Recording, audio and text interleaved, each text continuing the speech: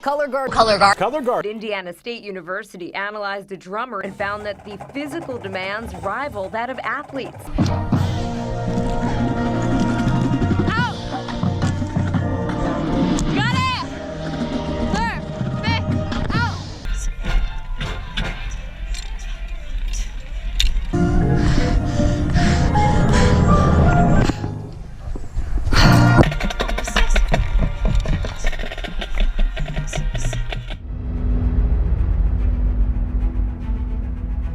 So I was in color guard for 2 years, and joining was definitely one of the best decisions of my life. I think guard is completely underrated. A lot of people just know us as the flag twirlers, but I think a lot of people don't understand how hard it actually is and how much commitment it takes. So the 3 main pieces of equipment in guard are actually flag, rifle, and saber. They all spin differently. So flag is sort of the one that everybody starts out on. They're usually 6 feet tall, but I also had to spin a 10-foot pole one year, and then we have some shorter poles as well. Rifle is this wooden gun, and it's weighted differently, so it's a lot harder to work with than a flag, but it's a lot more fun in my opinion. And then we also have saber, which are like swords basically.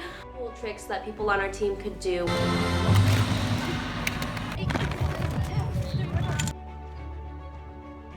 Come on, Ashley!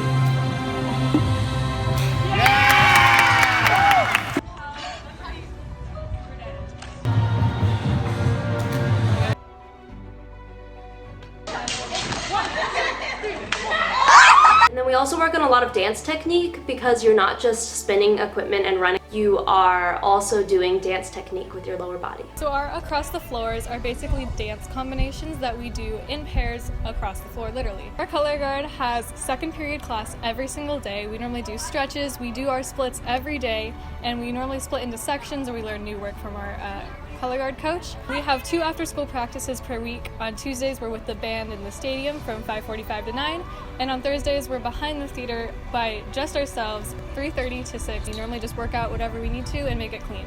We also have rehearsathons almost 3 Saturdays per season, and this is basically a 4 to 6 hour practice with the band where we just learn a bunch of work, normally drill, so that we can get it all out of the way really, really fast. So guard is a year-round sport, but there are sort of 3 different seasons. So marching season is in the fall, and then winter guard is in the winter and the spring, and then drum corps are separate from schools. They are a group of either 14 to 21-year-olds or 16 to 21-year-olds. Drum corps perform and travel across the country during the summer, and it is a lot bigger commitment than just your average school color guard or marching band. So my favorite season is definitely marching band over winter guard, because there's a bigger and more interactive audience, and I like being with the band during practice and during performance. The 3 shows that I've been in, my first season was Bach and Forth, and it was like a masquerade kind of theme.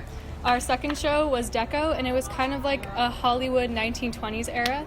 And our current show is called When Worlds Collide, and it's about 2 worlds colliding in space. So to an outside person or a newbie, drill might seem really, really confusing, especially when we have our little drill sheets. Basically, your drill is your set on the field, your spot where you are in location to the numbers and the people around you, how many counts it takes to get there, and your step size. So an average drill thing might say you're on side 2, which is different halves of the field.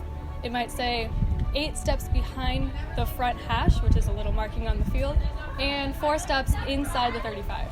It does sound really confusing, but we have about 8 minutes of drill, which is about 60 to 70 sets, and we get pretty used to it. So usual tournament days, they're always on Saturdays, and we have about 5 to 6 per season. In the morning, we always have rehearsal with the band on the stadium, where we just work out any last minute things before our show in the afternoon.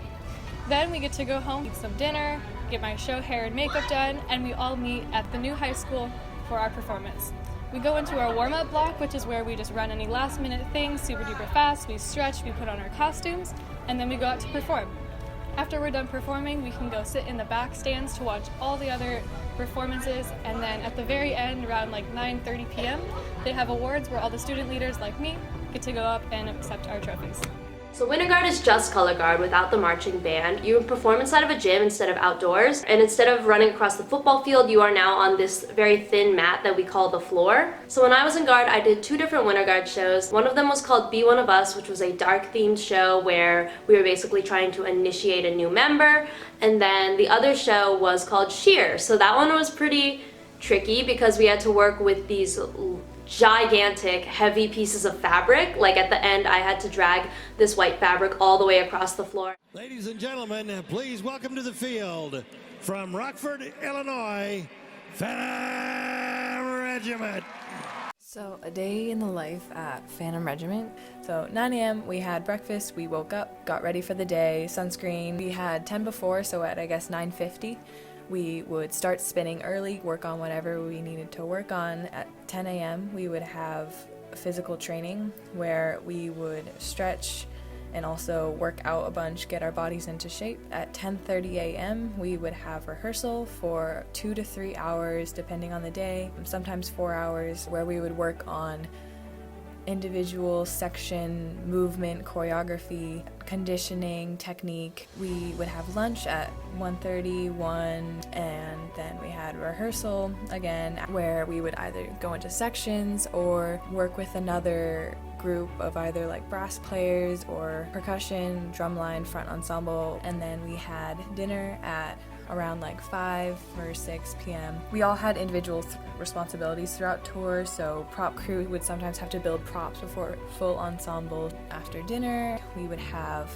our final block of the day. Most of the time it was full ensemble, so that would be everyone in the entire organization. And at the end of that, at around 10 p.m., we would have yoga or stretching, and at the end of that we would have our meeting where we would recap the day. We would have around 1.5 to 2 hours to shower, have our snack, pack up if we were leaving the next day. At around 11 or 12, most of the time it was 12, we would have lights. The benefits of doing drum corps, honestly, I think I could go on and on about this. It's a really, really difficult activity, but it's one of the most rewarding experiences that I have ever had. I learned so much, like not just the choreography, not just the show. I learned how to become a better performer. Started in my high school performing to a maximum of like probably 500 or 600 people, to performing in NFL stadiums with hundreds of thousands of people watching, and it being streamed live in theaters across the country. I definitely had to gain